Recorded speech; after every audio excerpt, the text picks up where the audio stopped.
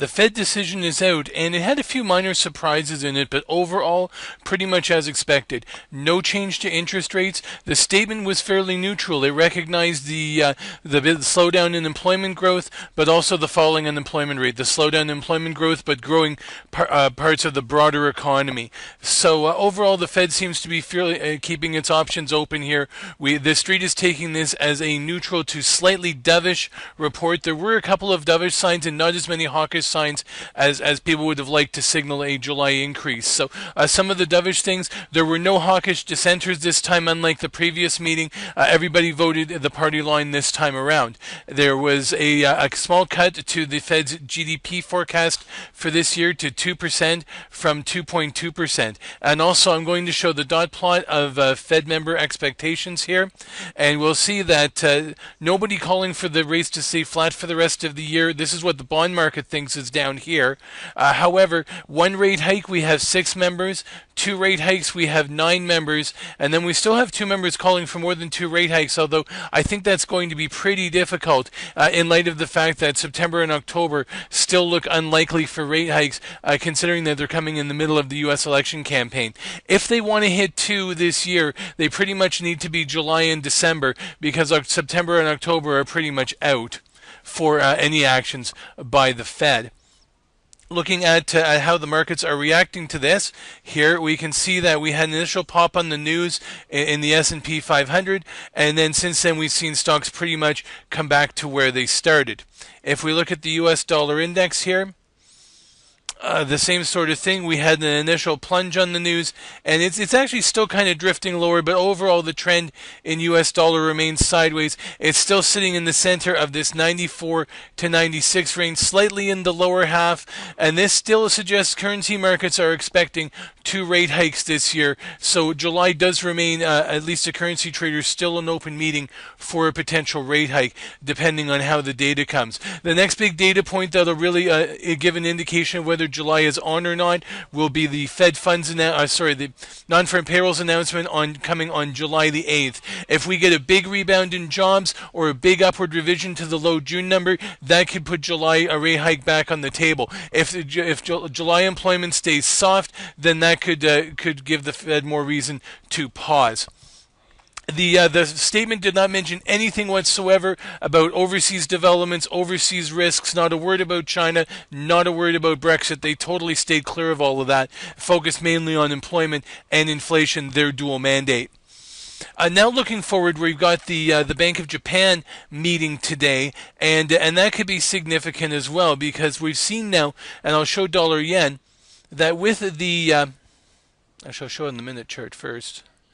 With the dollar weakening here, has the yen strengthening again.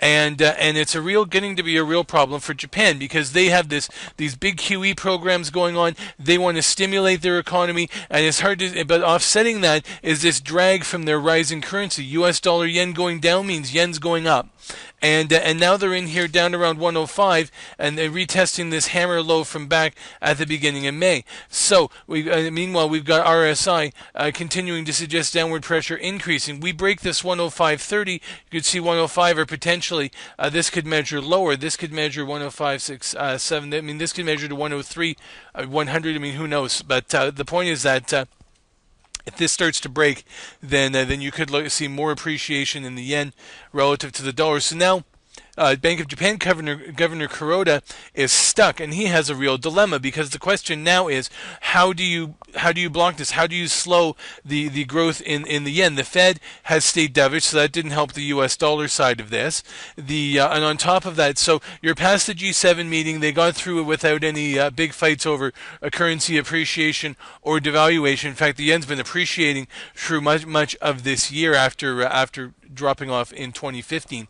So he's got a real dilemma, because if he announces more stimulus after a few months of negative interest rates, there's no guarantee the yen will go down. And previously we've seen where the where signs of weakness or stimulus in Japan has had the opposite effect, where then you get a flight to quality, and boom, the ends up going up instead. So the one thing we'll be watching for now is how do they manage that? Do they threaten to intervene directly, or do they how exactly do they try to put a lid on the yen? And of course on that, the other one to be keeping a close eye on is the pound yen, because we still have the big Brexit vote next week, and the pound itself has stabilized, and we're seeing here in this 140, not at 148 to 150, 150 area, almost right on this 150 round number here.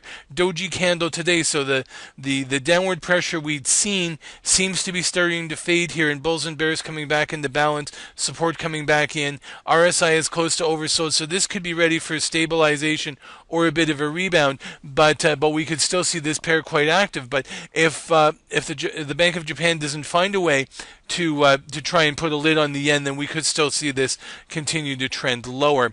So it's a big day for news. Also tomorrow we have two more central banks. We have the Swiss National Bank, we have the Bank of England. Neither central bank is expected to do anything because again they're the Brexit vote next week. It's not necessarily that people are worried about that particularly in the case of the Fed, that Brexit might have an impact on their economy. What it really is about is that they don't want to get caught doing something and then having to quickly go back and reverse it. The Fed didn't want to have to raise rates in June and then suddenly have to cut rates if we saw a lot of uncertainty in world markets and a lot of volatility, and that's why we're seeing a lot of the central banks kind of caught like deer in the headlights ahead of the Brexit vote.